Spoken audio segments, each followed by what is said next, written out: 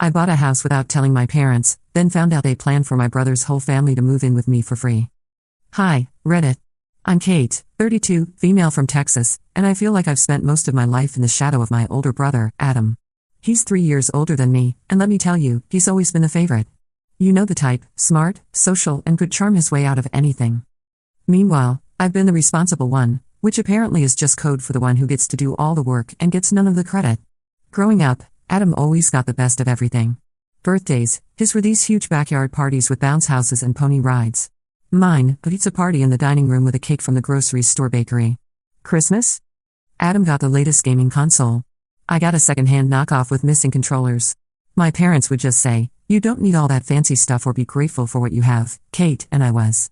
I just couldn't help but notice that Adam's gratitude was never required in the same way. But the real divide hit me when I got to college.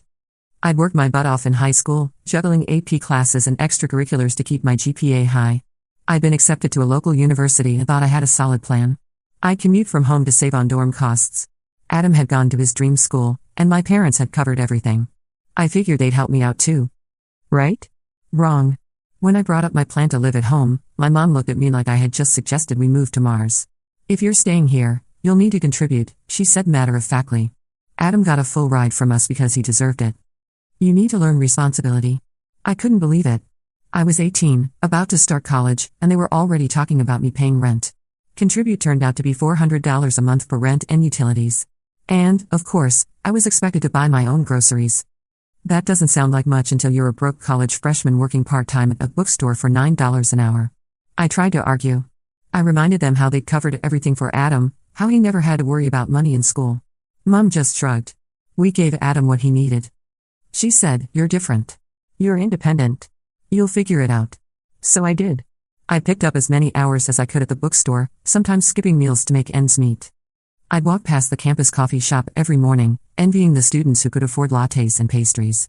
Meanwhile, I was brown bagging peanut butter and jelly sandwiches and drinking the free coffee from the book store break room.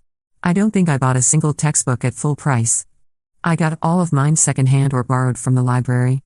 Every month, I handed over the $400 to my parents while Adam was off at his out-of-state school, living in a shiny new dorm that my parents had paid for.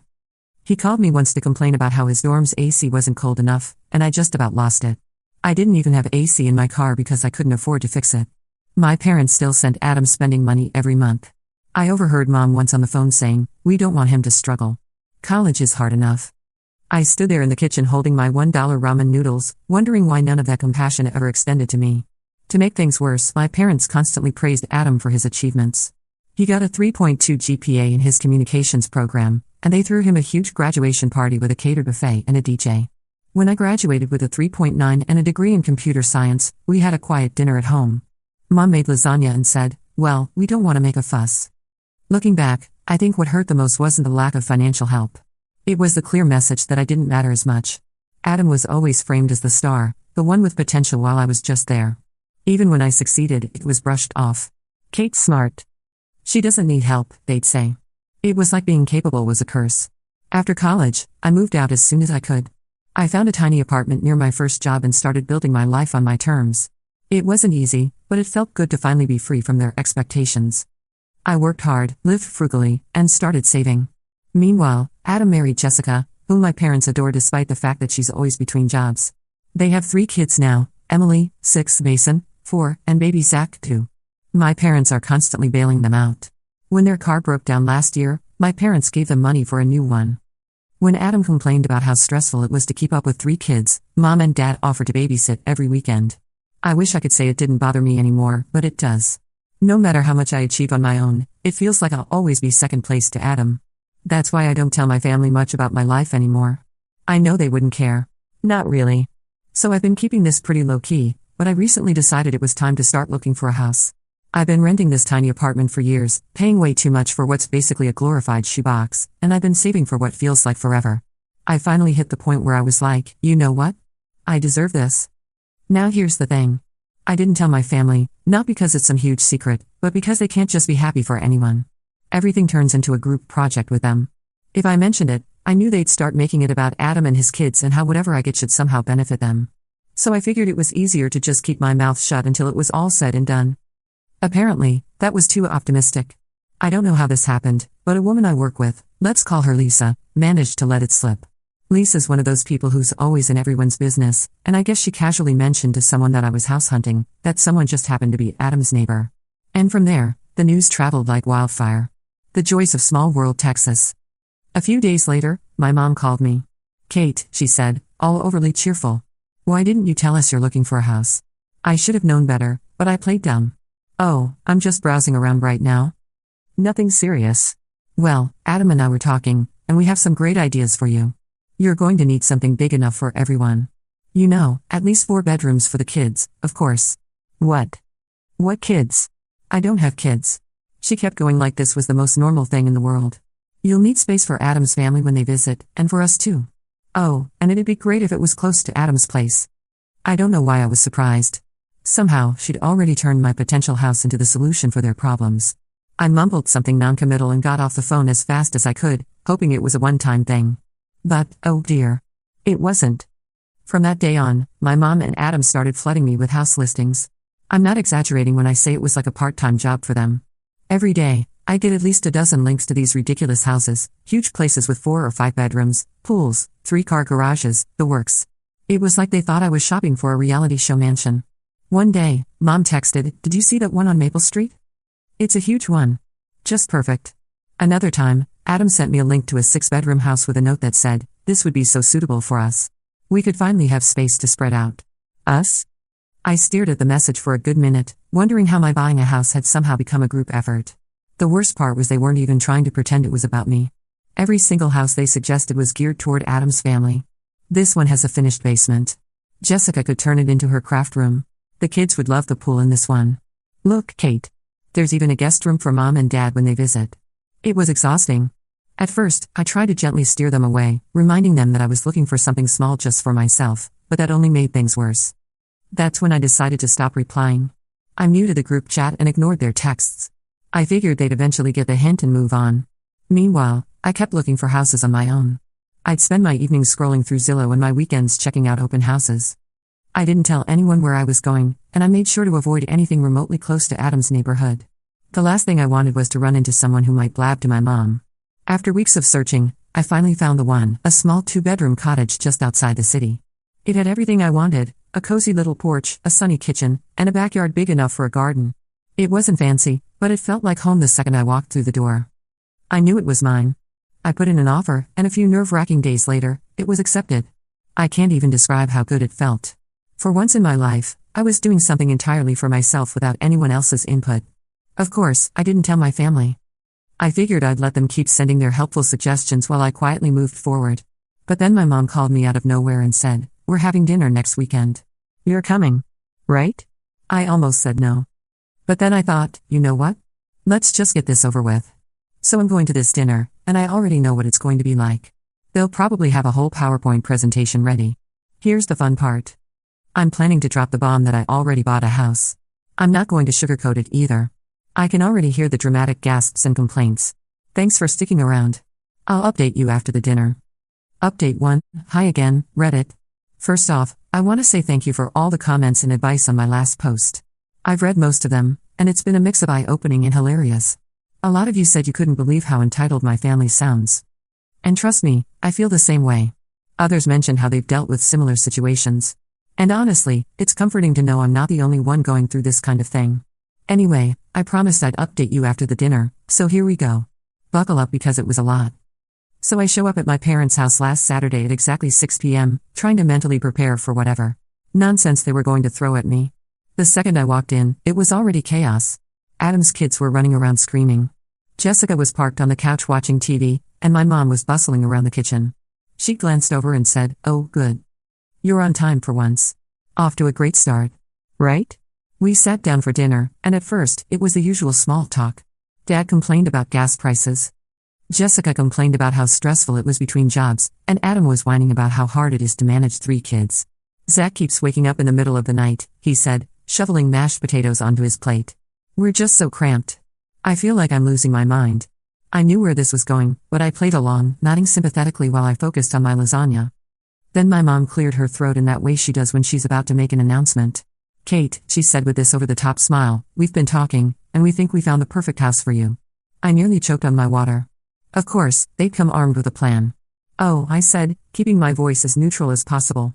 Yes, Adam chimed in. It's a beautiful place and it's only a few blocks from us. It has 5 bedrooms, a huge yard for the kids, and even a guest suite. Mom jumped in before I could respond. It's perfect for everyone. There's enough space for the kids to finally have their own rooms, and Jessica could even set up an office. Plus, it's in such a great neighborhood, close to good schools. I just stared at them, completely dumbfounded. They weren't even trying to pretend this was about me anymore. So Adam said, smiling like this was a done deal. We can go see it tomorrow if you want. That's when I decided I'd had enough. Actually, I said, putting down my fork, I already bought a house. The room went dead silent. Even the kids stopped making noise. What? Mom said, her voice sharp. I bought a house, I repeated. It's a small 2-bedroom cottage just outside the city. It's perfect for me. For a second, I thought maybe they'd be happy for me. Then Mom's face turned red and Adam's jaw practically hit the floor. A cottage? Adam finally said, his tone dripping with disbelief. How are we supposed to fit in a cottage? You're not, I said. Because it's my house. I bought it for me. Mom jumped in before Adam could respond. Kate, how could you make such a big decision without consulting us? We've been working so hard to find the perfect place for you. No, I said, trying to keep my cool. You've been working hard to find the perfect place for Adam and his family. I didn't need your help. I knew what I wanted, and I bought it. Adam's voice got all high-pitched like he was about to cry. But we need this, Kate. Do you know how hard it is for us in that tiny apartment? Emily and Mason have to share a room, and Zach's crib is in our bedroom. It's not fair to the kids. I took a deep breath, trying not to snap. That's not my problem, Adam. I've worked hard to get to this point, and I'm not giving up my dream house to fix your situation. That's when Dad decided to chime in. He slammed his hand on the table and said, You're being selfish, Kate. Family is supposed to help each other. What's wrong with you? I stood up, my heart pounding. I'm not selfish. I'm finally standing up for myself. And if that makes me the bad guy in your eyes, so be it. The room exploded into chaos. Adam was yelling. Mom was crying about how she raised me better, and Dad was ranting about how disappointed he was.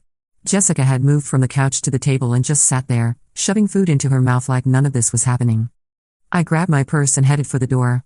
Mom followed me, shouting, You can't just walk away from your family like this. I turned back and said, Watch me. Then I got in my car and drove home, shaking with a mix of anger and relief. I feel like I finally took a stand, but now I'm bracing for whatever fallout comes next. So, yeah, that's where things stand. I'll let you know what happens next. Thanks again for all the support. You have no idea how much it's helped. Update 2. Hi again, Reddit. Thanks so much for all your support and comments after my last update. I wasn't expecting such an outpouring of encouragement, and, honestly, it's helped me keep my sanity. A lot of you were right. I should have seen this coming. After that dinner, things escalated exactly the way I feared. So here's the update. The first text came from Adam that night. It was just a photo of his kids sitting on their couch surrounded by toys with the caption, Look how cramped we are. Do you think this is fair to Emily and Mason? I didn't reply. What was I supposed to say? That it was somehow my fault his apartment was messy? That buying a house for myself had magically caused his kids to share a room? I put my phone on silent and went to bed, hoping he'd let it go. He didn't. The next day, I woke up to 5 missed calls from my mom and a string of texts from Adam. One said, You always think about yourself. I thought family mattered to you. Another said, Mom is so upset she couldn't even sleep last night. And then the piece of resistance, You've changed, Kate. This isn't the sister I grew up with. Right? Because the sister he grew up with was too busy being ignored to develop a backbone. I decided to ignore all of it and focus on work, but the text didn't stop. Every few hours, my mom would chime in with her own gems. You're being so selfish, Kate. We're all disappointed in you. I hope you realize what you're doing to Adam's kids. You need to reconsider. It's not too late to sell the house and buy something better suited for the family. I muted both of them, but then they started leaving voicemails. It was the same guilt-ridden nonsense, but hearing their voices made it hit harder. Mom sounded genuinely angry. Adam sounded like he was on the verge of tears. And at one point, my dad called and yelled at me for 5 straight minutes about how I was tearing the family apart. It didn't stop there. A few days later, my aunt who I hadn't spoken to in years called me. She said, I heard about what's going on with Adam. Can't you find it in your heart to help? Family comes first, Kate. I had to laugh. This was the same aunt who barely acknowledged my existence growing up, and now she wanted to lecture me about family. I told her I wasn't discussing it and hung up. Next came the Facebook posts. Adam posted a photo of his kids squeezed together on their bunk bed with a caption, All they want is a little space to grow, But I guess some people think family isn't worth helping anymore. The comments were full of sympathy from his friends who had no idea what was actually going on. Stuff like, "You're such a great dad. Whoever's letting you down doesn't deserve you, and how could anyone leave you guys in that situation?" I wanted to scream. He was making me out to be the villain, and I couldn't even defend myself without looking petty. So I stayed quiet and kept scrolling. But then my mom posted something on her own page. She shared a picture of my house. How she got it, I have no idea. With a caption, "It's so sad when someone forgets where they came from. Family sacrifices so much for you, and this is how they repay you." I blocked both of them immediately, but not before a coworker messaged me to ask what was going on. Apparently, Lisa, yes, that Lisa, had seen the post and was gossiping about it at work. Now half the office thought I'd abandoned my family to live in a mansion by myself. For the record, my house is just a cottage, not exactly lifestyles of the rich and famous. The stress was starting to get to me. Every time my phone buzzed, I felt a wave of anxiety. I stopped checking social media and avoided my inbox. Even when I was working, I couldn't focus because I was bracing myself for the next call or message. Things hit a new low when Adam showed up at my apartment one evening, unannounced. I opened the door to find him standing there with Zach on his hip and the other 2 kids in tow. He looked exhausted, and the kids were all crying or whining about something. "Kate," he said, his voice cracking. "We need to talk." I crossed my arms and stood in the doorway, blocking them from coming inside. "What do you want, Adam?" "Please," he said, tears in his eyes. "We don't have anywhere else to go.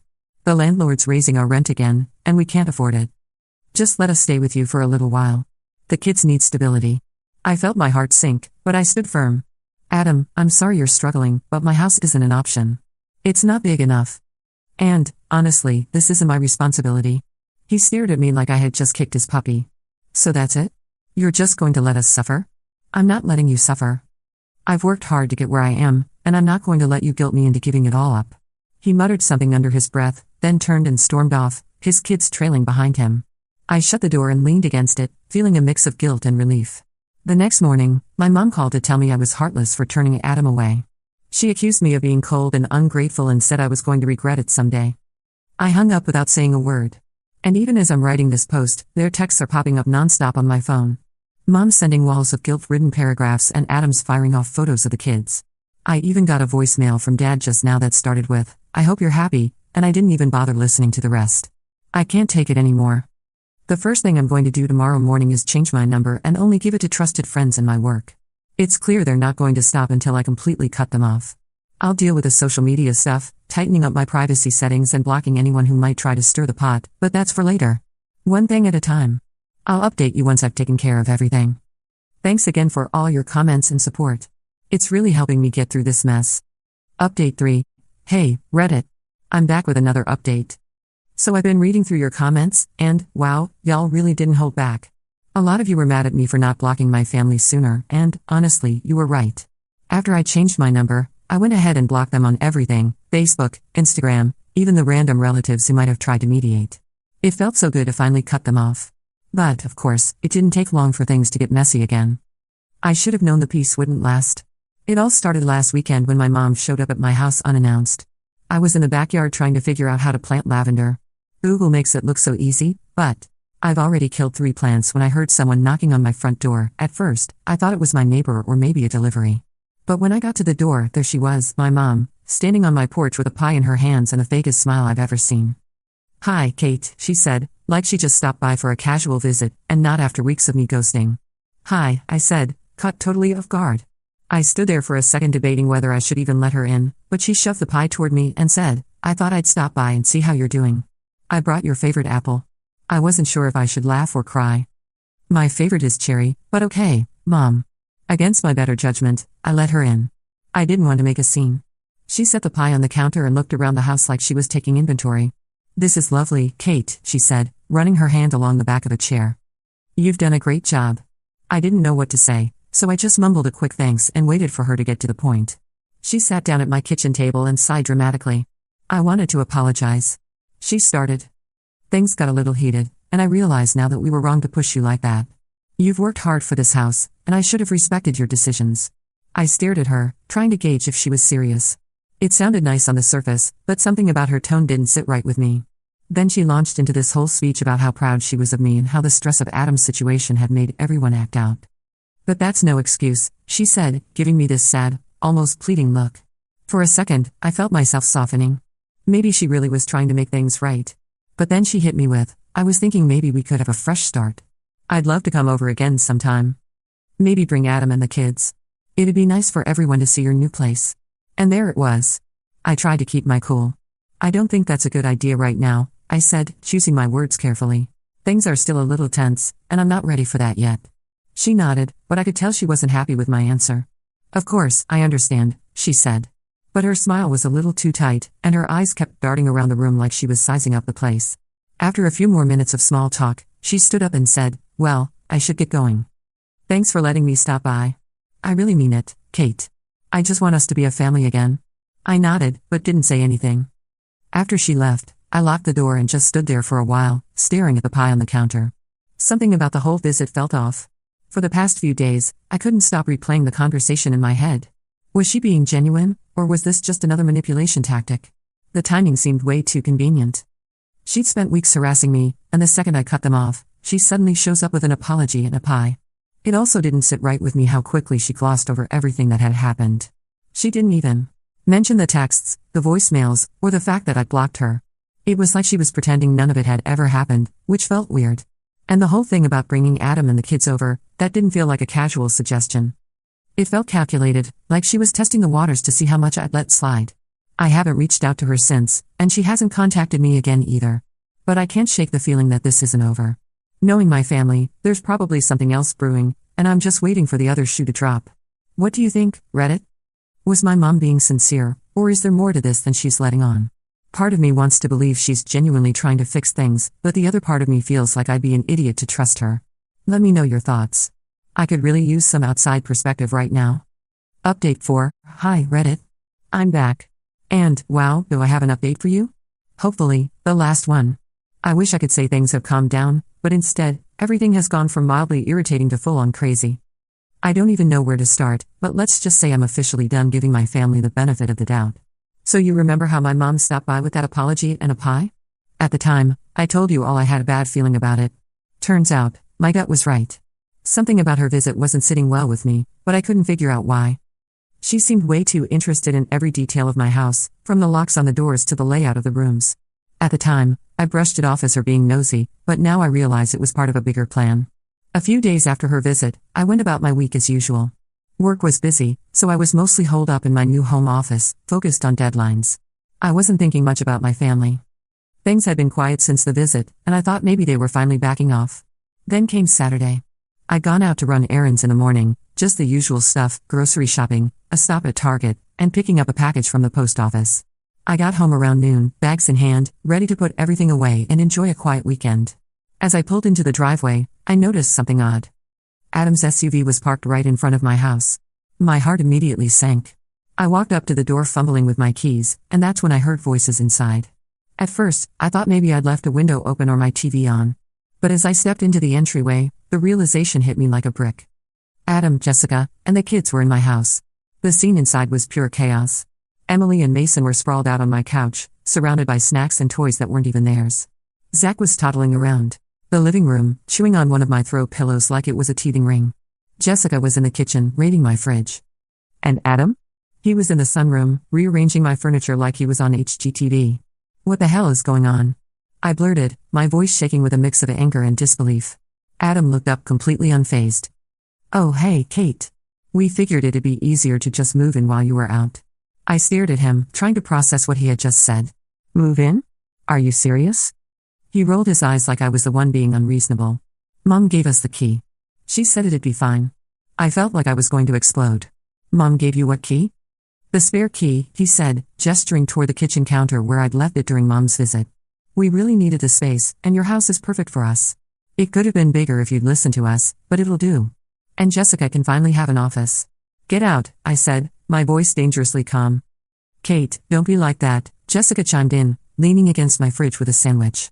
You're single. You don't need all this space. This house makes way more sense for us. I couldn't believe what I was hearing. They were talking about my house like it was just another one of my parents' handouts for Adam. Get out of my house, I repeated louder this time. Adam scoffed. We're family, Kate.